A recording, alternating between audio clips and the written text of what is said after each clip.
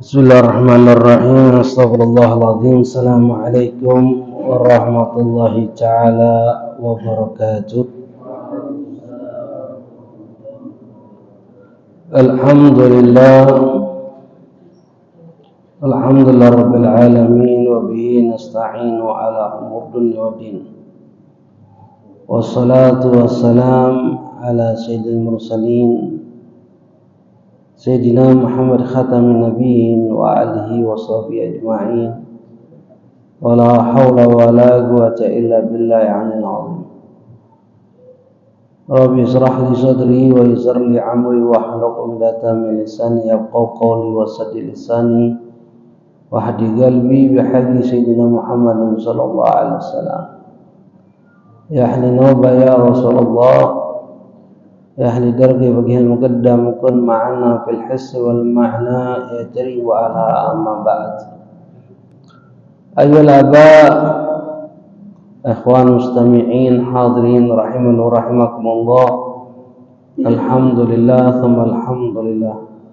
Puja puji syukur kehadirat Allah subhanahu wa ta'ala atas berbagai macam limpahan rahmat nikmat yang Allah berikan kepada kita, terutama nikmatul Islam, nikmatul iman, nikmat kita dijadikan umat Nabi Muhammad sallallahu alaihi wasallam, nikmat hidayah, inayah, taufik, wa sihah wal afiyah.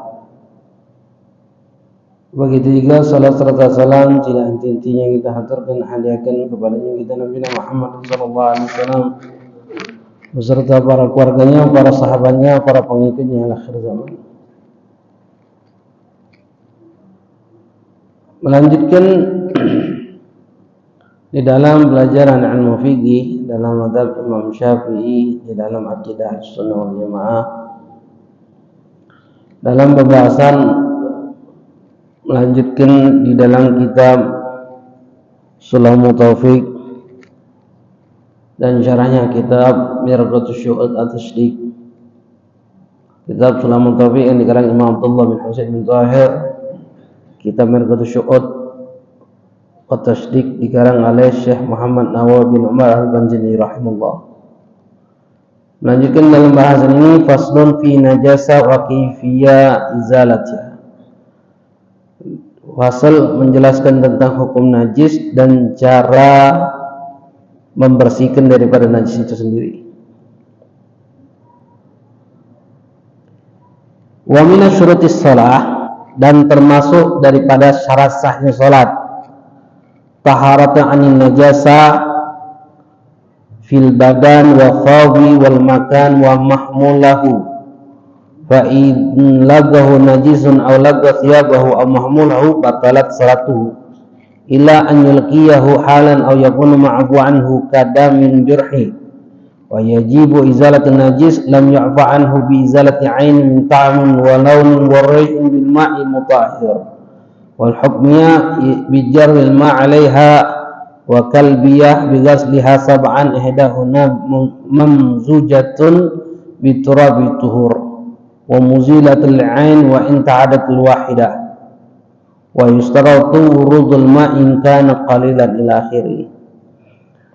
Hukum di dalam syarat sahnya salat diantaranya suci daripada najis di badan, di pakaian dan di tempat. Yang dimasukkan badan di sini suci dari najis ini najis yang tidak dimaafkan dalam syariat. Ketika kita salat wajib mensucikan badan kita dari najis di badan, yang termasuk badan ini dakhilal anfi, dalam hidung, fami, dalam mulutnya, ainihi, di dalam kedua matanya, wa udhuni, dalam kupingnya. Artinya jangan sampai membawa najis.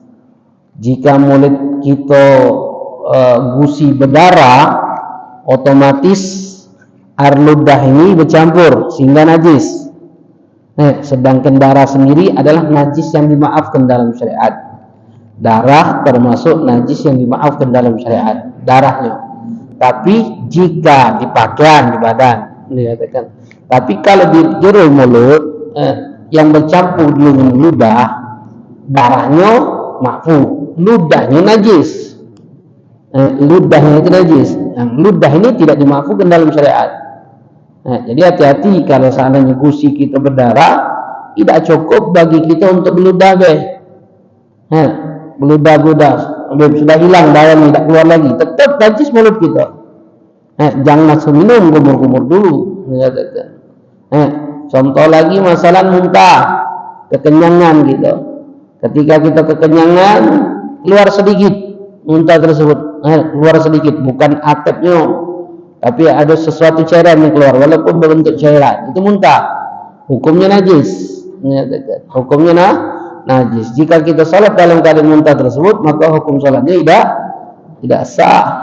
Jadi bersihkan najisnya. Karena jika salat merupakan syarat sahnya salat adalah suci daripada najis di badan kita.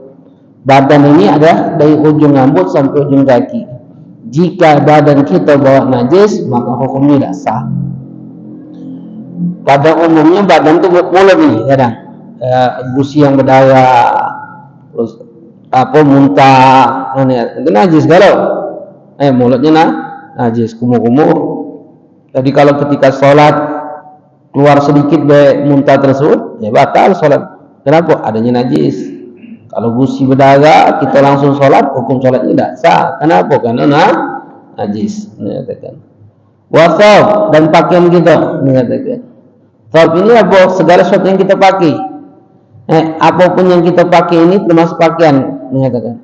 Termasuklah kopiah, baju kita, kaos, dompet, isi dompet, segala macam, jam tangan, HP, kunci motor. Jika kita bawa, maka hukum sholat kita tidak sah jika itu najis, mengatakan.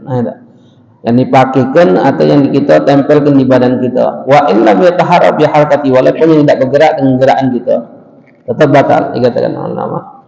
Wal makan, dan tempat sholat, tempat kita yang dimasukkan tempat ini, wa huwa ma yulabi syai'an min badani al malbusi, yang dimasukkan tempat di sini segala sesuatu yang bersentuhan dengan anggota tubuh kita atau sesuatu yang kita bawa dengan pakaian kita.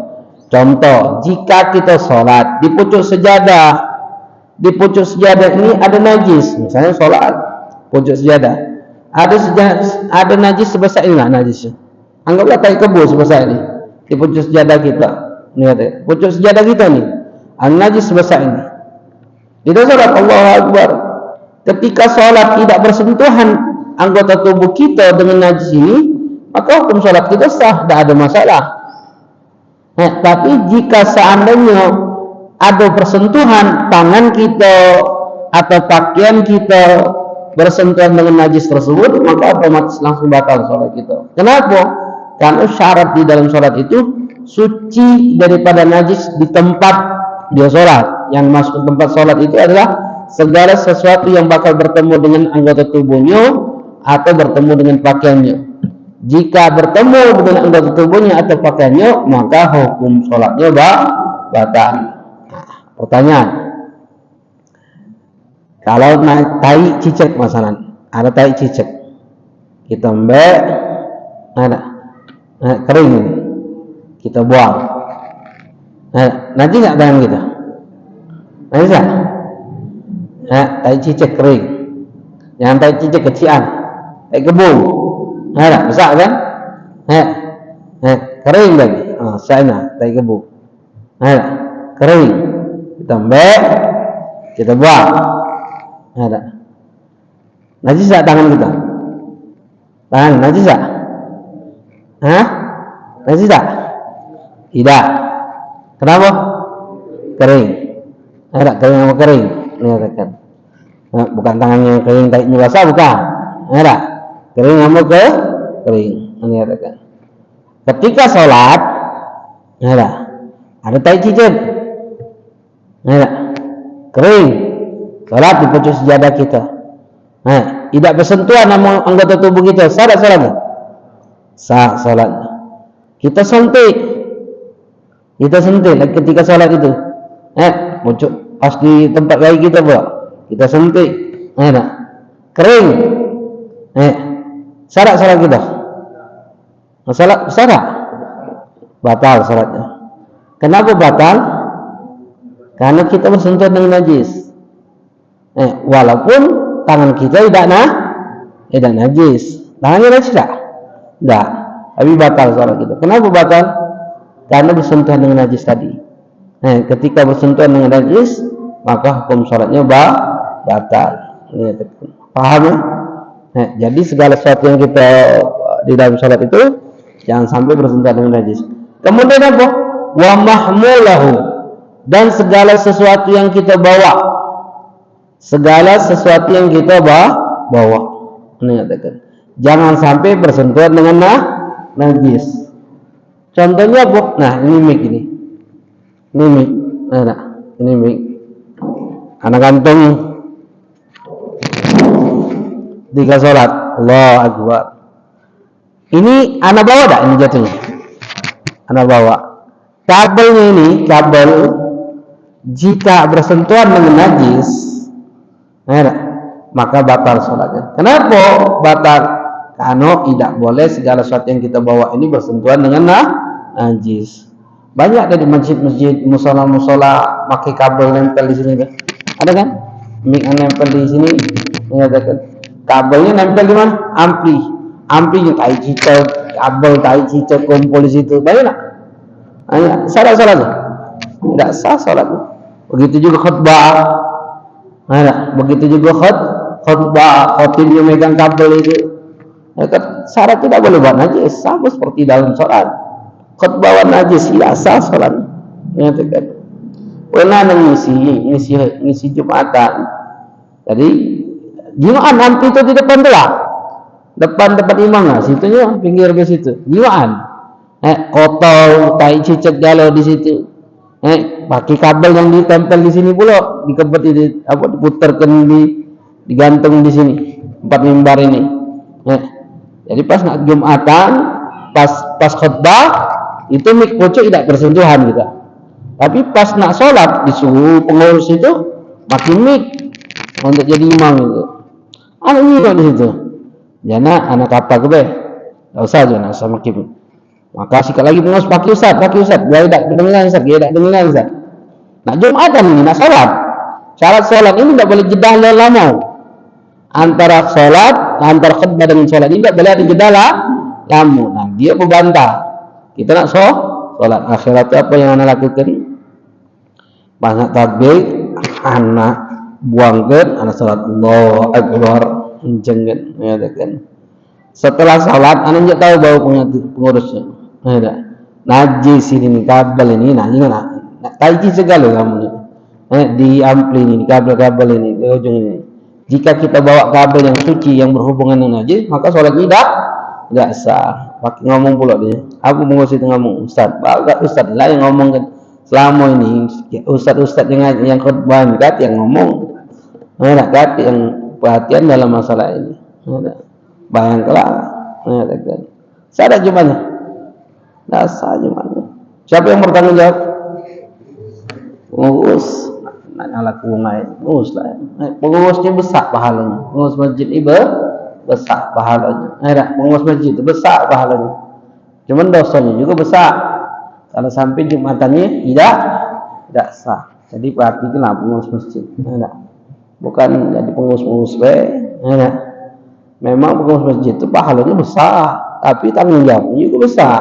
Jika sholat Jumatnya tidak sah karena aturan di masjid itu yang dibuatnya dengan aturan yang salah, ya dia bertanggung jawab juga. Bertanggung jawab dengan dosa setiap orang itu. Na'udzubillah, na'udzubillah. Makanya penting kalau kita ada keluarga atau di daerah-daerah lain ada masjid-masjid dekat majlis taklim, usahakan untuk diadakan majlis taklim. Biar dia faham tentang hukum ibadah ini. Dan bukalah fikih, tidak usah buka yang lain. Biar dia bahas dengan membahas fikih tersebut. Lalu kulihat. Kalau hamil mustajmiran fi salati batalat. Makanya di sini kata ulama, kalau seandainya ada wong cebok make tisu atau make batu. Setelah cebok make batu, sah tak cebok make batu? Sah? Ada. Sah tak? Sah. Butuh cebok lagi tak make banyu? Butuh lagi tak cebok make banyu? Tidak. Kemudian dia wudu. Setelah wudu dia sholat. Salatnya sah.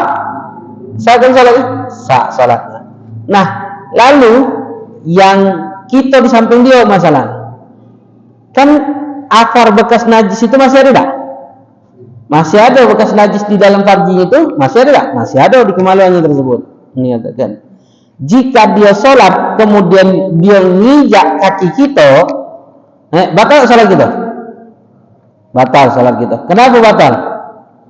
Karena kaki kita mengangkat kaki dia yang dia dewek berhubungan dengan najis. Sholat dia sah, tapi kitanya batal. Makanya di sini disebutkan kalau kita membawa uang yang sholat, membawa uang yang dalam keadaan istinja pakai batu, ketika kita dalam sholat, batal sholatnya. Dinyatakan batal sholatnya. Dinyatakan amal gabi kata tunu bis salatul mustajid dan mustajmir. Dinyatakan ada. Dan begitu juga kata ulama apa? Jika seandainya dipegangnya tangan kita,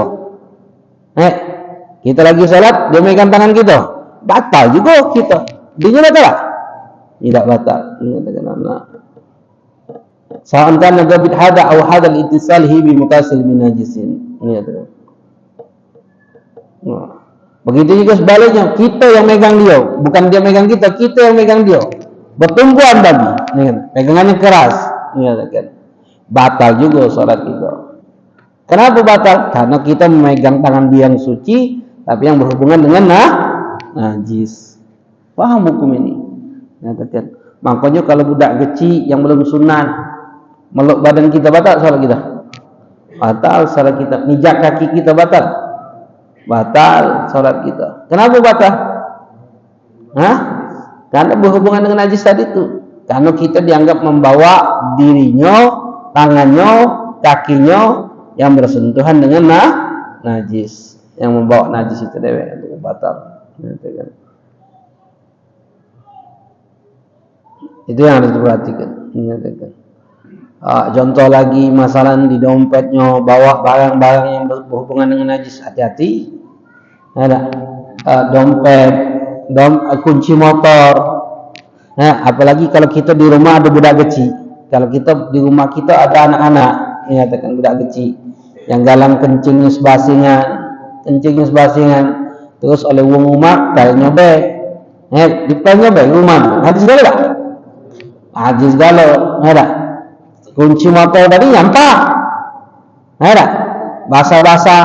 Atau kalau kita duduk di lantai itu kan, kalau banyu es, ada gelas itu najis tak? Najis kan? Basah ya? Ini kan? Ada. Atau dompet misalnya kunci motor habis wudu kapak-kapakan megang dalam keadaan basah, nempel basah itu najis tak?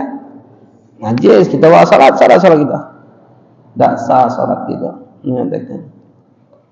Hati-hati. Ada lagi orang yang bawa apa nih? Pipa rokok gading gajah itu. Gading gajah itu najis tak? Najis, bawanya kemana-mana. Anak tanya berapa lama sudah setahun anak. Jadi kalau sholat bawa terus Ustaz. Selama itulah tak sah sholat, goblok lah. Pakai ngomong, kalau tak tahu tak apa-apa. Kalau tak tahu tak apa? Tak hati, tak tahu dosa. Tak tahu tak sah sholat. Kenapa? Karena belajar hukum begini, wajib. Kita harus pahami mana yang najis, mana yang tidak. Kecap-kecap pula. Kecap-kecap tak itu? Pipa rokok tu? Kecap-kecap rokok dengan pipa rokok. Ngesok pula, mahal ini. Tak tahunya najis. Ada anak pernah ada budak majlis sana. Dia beli lelangan gading gajah itu. Ustaz sen lah. Ada berapa juta, belasan juta, 12 juta bos itu lupa gitu kan. Makin nunjukkan kau pula. Sudah tunjukkan aja. Daripada masih dipegang dia bakal dikudungnya lagi dah. Sudah ninja tahu najis. Supaya dia tidak maki lagi tunjukkan apa aja nak. Masih amanah. Anak simpan wae. Tapi kalau dipegang lagi masih nak ngunukan lagi dia. Dijual kepada muslim sama nyebak orang muslim juga kali. Hati-hati.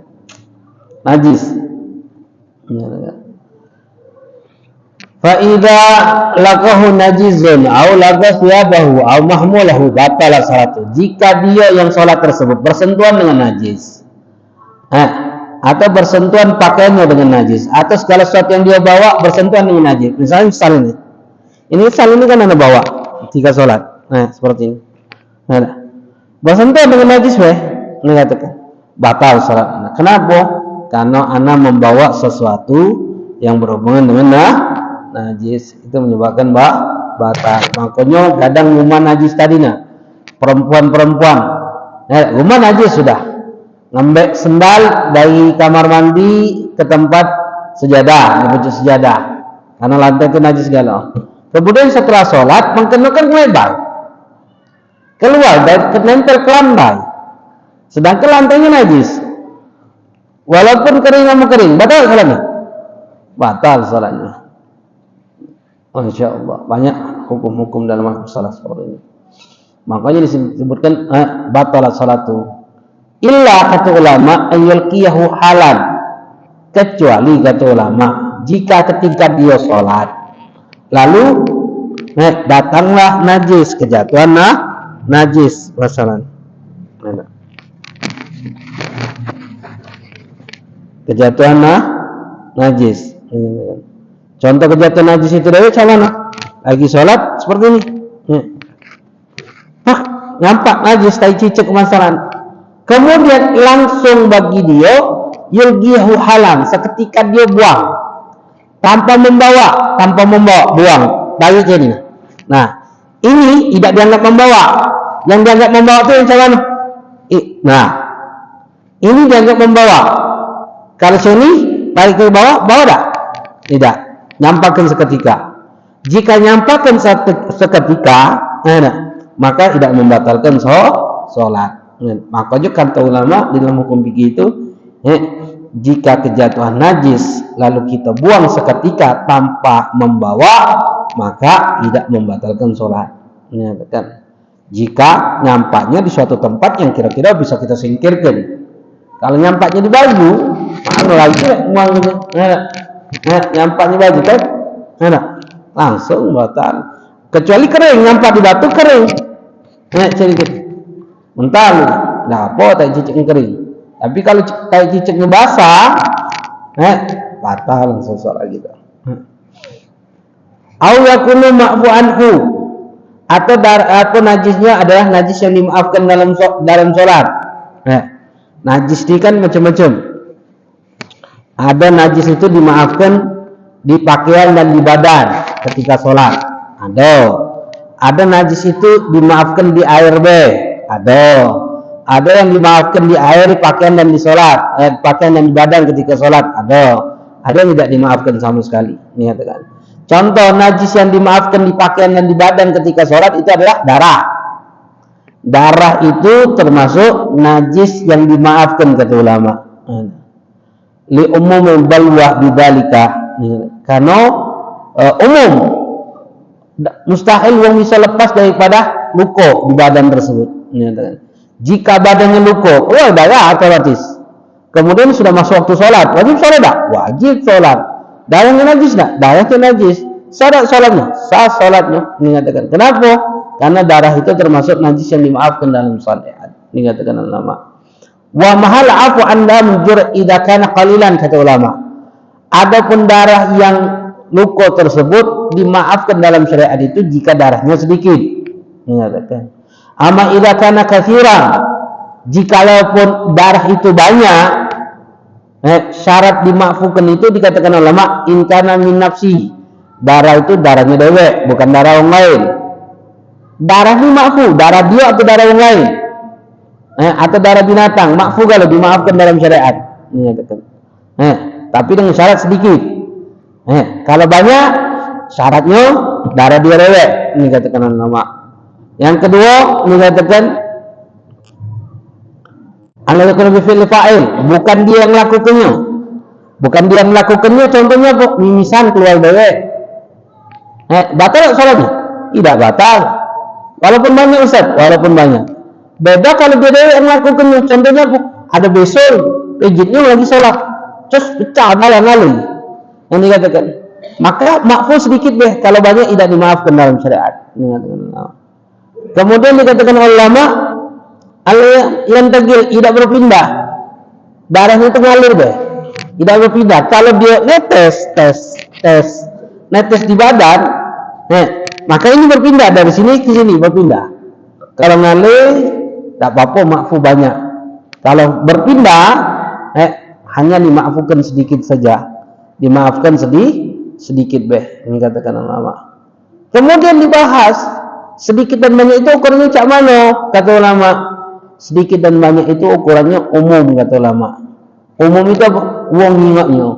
Kalau wong nyingok itu sedikit, maka itu dianggap sedikit. Kalau wong nyingoknya itu banyak, maka itu dianggap banyak. Ini katakan ulama.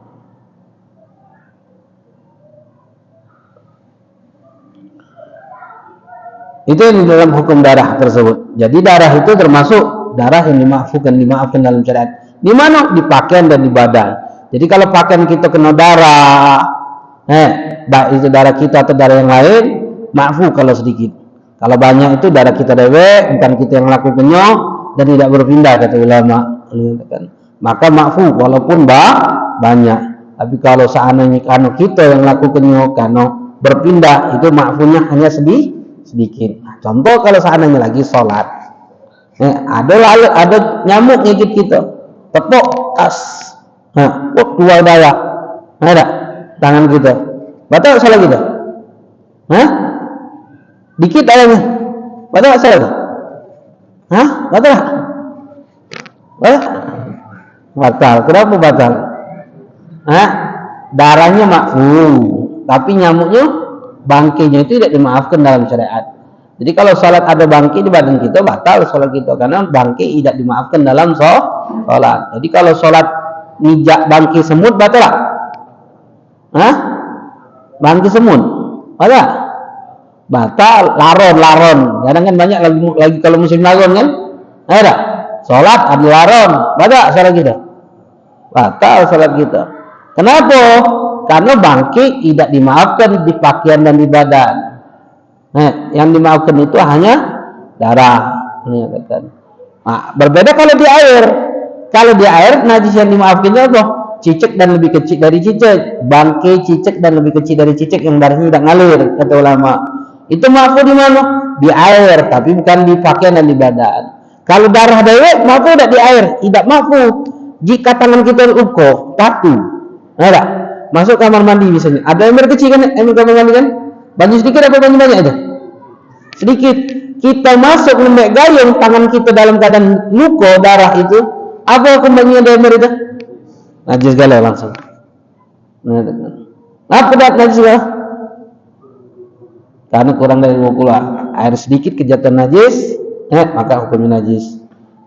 Kan darah, walaupun darah itu maafu, dimaafkan di pakaian dan di badan, bukan di air. Berbeda kalau cicak, lebih kecil dari cicak, itu maafu dipakai di air saja, tidak maafu di badan. Jadi kalau sholat ada di dompetnya, di bajunya, di kantongnya bangkai, laron, sayap laron, kan ada kan sayap itu kan lepas kan, najis tidak itu? Sayap laron najis tak? Lepas tu, najis, menyatakan. Syarat, tak sah syarat. Jadi hati-hati, menyatakan. Perhatikan dalam masalah itu. Sepele, tapi menyebabkan sholat kita tidak sah.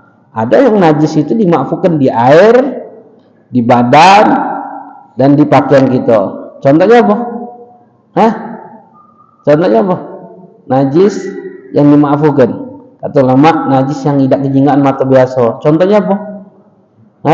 Langkah, telapak kaki, lalat.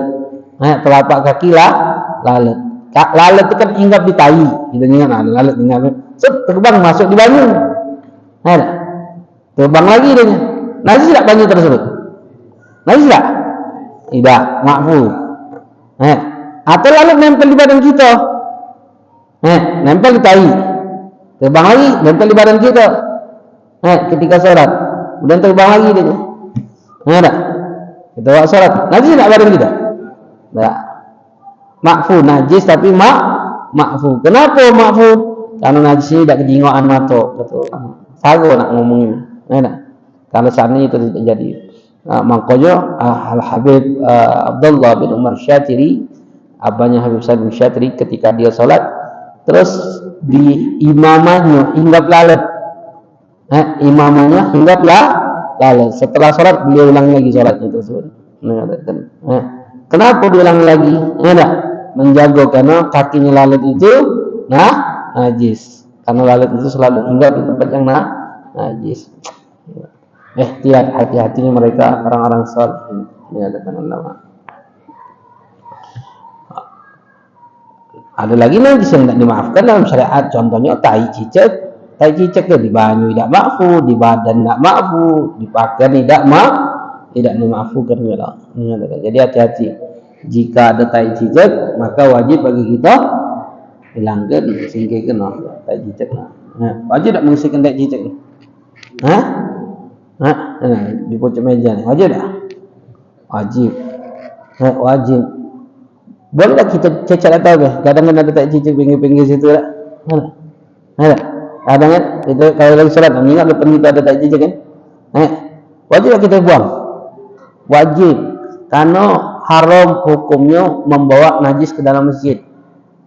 Faham? Haram. Jadi jika kita melihat ada najis dalam masjid, wajib kita buang. Ustaz, walaupun kering, walaupun kering. Jadi kalau bawa budak yang belum sunat, bawa najis tak? Apa kamu masuk masjid? Haram. Hati. Jangan kita anggap remeh tentang masalah najis. Karena bawa najis ke masjid itu berdosa. Jadi jangan anggap remeh bawa budak kecil lucu ngajak dia sholat. Ya kalau suci tak apa. Kalau najis berdosa. Makanya wajib kita hilangkan najis dari masjid ini. Ini bukan aku Ustaz, aku bukan bos masjid, itu pengurus masjid. Dia yang bertanggung jawab. Ini urusan muslimin, siapa pun yang nyingok najis wajib membuang najis tersebut, wajib hukumnya. Wajibu izalatul najis lam yu'fa anhu. Dan wajib bagi kita menghilangkan najis tersebut yang tidak dimaafkan di dalam syariat untuk melakukan sholat tersebut di tempat, di pakaian dan di badan. Dimanapun ketika kita melihat najis, maka wajib hukumnya menghilangkan najis tersebut. Hukumnya wajib.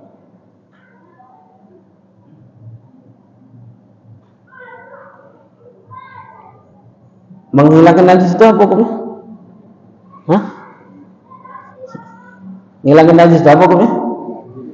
Wajib apa? Hukum menghilangkan najis. Kalau di pakaian ketika nak sholat wajib. Musola wajib, tempat ibadah itu wajib dihilangkan. Hukumnya kenapa? Tempat ibadah, tempat sholat wajib untuk hilang, baik di masjid ataupun di musola. Baik di masjid ataupun di musola itu wajib untuk kita hilangkan. Jika bukan di masjid, wajib untuk hilangkan. Wajib tak? Wajib. Banyak najis pinggir-pinggir jalan. Banyak najis pinggir-pinggir jalan. Banyak. Wajib tak dihilangkan? Tidak wajib. Tidak wajib. Yang wajib itu kapan? Ketika berhubungan dengan ibadah. Ketika nak sholat, wajib kita hilangkan. Kapan diwajibkan? Seketika atau boleh ditunda?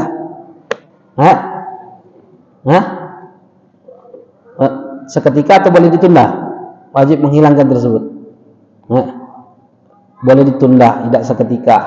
Makanya kalau habis berak, wajib tak cebok? Wajib tak cebok? Habis berak, wajib tak cebok? Wajib. Seketika apa boleh tunda? Boleh ditunda. Jadi habis berak, kaget ceboknya. Main bola dulu misalnya. Boleh tak? Boleh. Kapan wajib ceboknya? Pas ketika membutuhkan sucian wajib cebok. Kecuali kalau tidak cebok belepotan, wajib ceboknya. Kenapa? Kalau tak binajasa, ngotori diri kita dengan najis itu haram. Wajib kita bersihkan. Jadi boleh tak ada najis kita pegang? Boleh tak? Megang najis, tai kebu kita pegang ngemut-ngemut, boleh tak? Ada tai ayam kita pijak sengaja, boleh tak? Hah? Atau tai ayam oleh kedua, boleh tak? Tak boleh. Kenapa tak boleh? Karena hukum mengotori diri kita dengan najis itu berdosa, haram. Nah, jika badan kita kotor dengan najis itu wajib kita bersihkan. Makanya boleh tak? Nyembelih darah korban kan, habis korban kan? Ladingnya darah kan? Dilap di pakaian tekan jagal pula.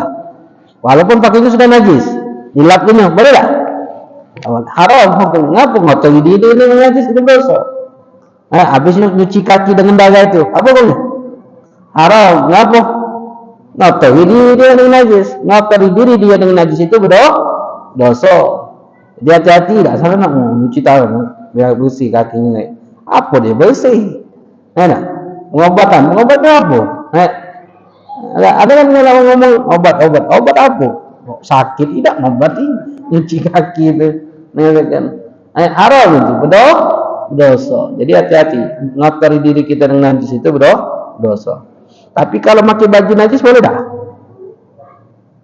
Pakai baju najis boleh tak? Baju ini najis kita pakai boleh tak? Celana ini najis boleh tak kita pakai? Boleh, tidak apa-apa. Asal tidak kelaktor, tidak ngotori diri kita dengan najis. Tidak ngotori diri kita dengan najis. Pakai bajunya tidak apa-apa. Katakan lama. Bawa tidur. Kalau masuk masjid boleh tak? Tak boleh. Tidak ngotori, kering sudah. Masuk masjid boleh tak? Boleh tak? Sempak najis, kena kencing, kering. Boleh masuk masjid? Tak boleh. Kenapa tak boleh? Karena masuk masjid itu, bawa najis itu tak boleh. Hukum masuk bawa najis ke dalam masjid itu beda, sudah diharam ke dalam syariat. Ini katakan ulama. Itu yang harus diperhatikan. Wallahu a'lam. Bisa nanti kita bahas tentang perkara ini. Ada yang jangan bahas? Ada no?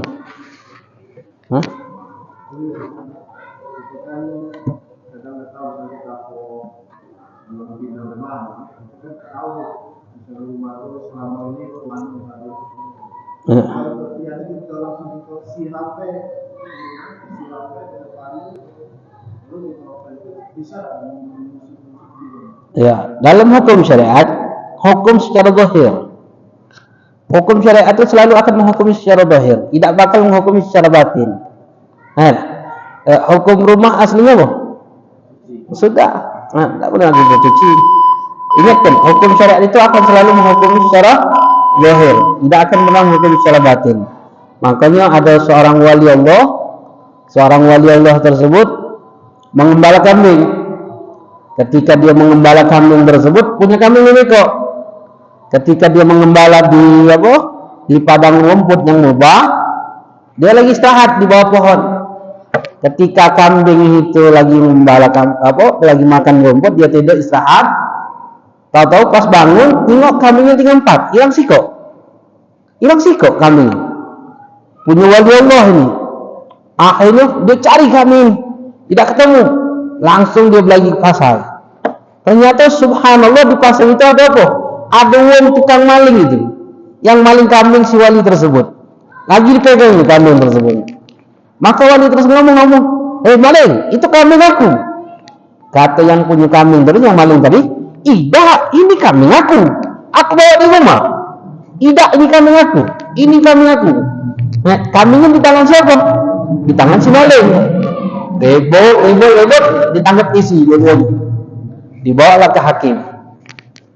Maka hakim itu akan menghukum secara hukum zahir. Ditanya, siapa yang nuduh? Penuduh dulu yang ditanya. Wali. Ada apa wali? Maka si wali ini ngomong, si maling ini maling kambing aku. Maling kambing aku. Yang dipegang dia itu kambing aku. Aku lagi istirahat mengembala kambing punya 5 ekor. Pas aku bangun ternyata tinggal 4 ekor, hilang sikok. Dan kambing itu adalah kambing aku. Baiklah, kata hakim. Sudah selesai tuduhan, maka terdakwa ditanya. Wahai terdakwa, wahai maling, benar nian apa yang disampaikan oleh wali tersebut? Maka kata si maling, tidak Aku bawa dari rumah, aku nak jualan ini kambing ke pasar. Dia nuduh aku punya maling dia. Mana katakan? Lalu balik lagi tertuduh. Bukti. Mana? Wali. Ada bukti. Ini katakan. Bingung si wali tersebut. Tak kata bukti. Buktinya harus dua ekor lah yang mengetahui bahwa itu kambing dia. Tidak kata bukti tersebut. Ini katakan. Kalau kau dah kata bukti wahai wali, berarti kambing ini milik siapa? Sahibul yad yang memegang barang. Misalnya ini HP di tangan anak. HP siapa ini? Hah? HP anak di tangan anak.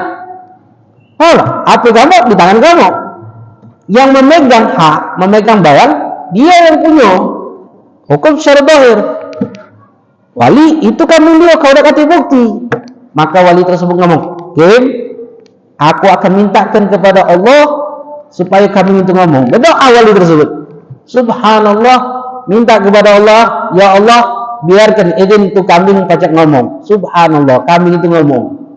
Maka kambing itu ngomong, aku nih kambing si wali. Yang megang aku ini maling. Yang megang aku ini maling. Hakim dengan bijak mengatakan, la tuqbalu syahadatul hewan. Hukum syariat mengatakan apa? Tidak akan diterima hukum saksi binatang. Saksi binatang diterima dalam syariat? Tidak dihukumi. Mengatakan, tidak baca. Maling itu tetap kambing kau. Wali kau tidak punya bukti bahwa itu kambing kau. Marah wali tersebut. Apa doakan hakim tersebut? Ya Allah, belalah bumi, tenggelamlah itu hakim. Belah bumi. Wali, doanya mustajab. Belah bumi, tenggelam hakim itu. Maka hakim itu berdoa. Ternyata hakim wali juga. Ya Allah, aku cuma tegakkan hukum kau. Tegakkan aku. Timbulkan aku. Timbul lagi. Ya Allah, tenggelamkan. Tenggelam lagi. Ya Allah, timbulkan aku. Timbul lagi. Sehingga maling itu ketakutan. Sudah katanya. Nah, wali, tidak kau di kambing. Bimbitnya oleh wali tersebut. Kata wali itu, kalau kambing ini tidak dibalikkannya, niscaya kau akan ditelan oleh bumi. Maka hakim itu ngomong, wali, selagi aku menegakkan hukum Allah, bumi ini tidak akan pernah menenggelamkan diriku, menenggelamkan aku. Dari kisah ini, hukum itu hukum secara zahir, tidak hukum secara batin. Dalam hukum syariat itu apa yang hukumnya zahir, itu adalah hukumnya. Paham? Menyatakan Allahu a'lam bishawab. Mudah-mudahan Allah berikan keberkahan dalam kita, menambahkan ilmu kita, dijauhkan dari segala perkara yang menyebabkan kita jauh dari Allah. Kita minta kepada Allah Subhanahu wa taala, selalu minta untuk kita, untuk orang kita cintai, orang yang mencintai kita, ada yang enggak senang kepada kita, ada yang muslimat, atau orang yang pernah berbuat baik dalam hidup kita, atau orang yang punya hak-hak terhadap kita, atau orang yang pernah kita zalimi atau menzalimi kita dari kaum muslimin, kita mintakan kepada Allah, mudah-mudahan Allah memperdosa kita dan dosa mereka. Lalu Allah matikan kita dan mereka dalam keadaan husnul khatimah. Ya Allah biha, ya Allah biha, ya Allah bihusnul khatimah fi khair wal afiyah. Allah murzuqna fahmi nabiyina wa muslim syaratul hamd wa muqarrabin. اللهم اعذنا بعلم زين بحلم اكرمنا بتقوى جميل بالعافيه ارحم الراحمين صلى الله على سيدنا محمد النبي وعلى اله وصحبه وسلم الحمد لله رب العالمين سبحانك اللهم وبحمدك اشهد ان لا اله الا انت استغفرك واتوب اليك هذا ما لكم ولكم السلام عليكم ورحمه الله تعالى وبركاته.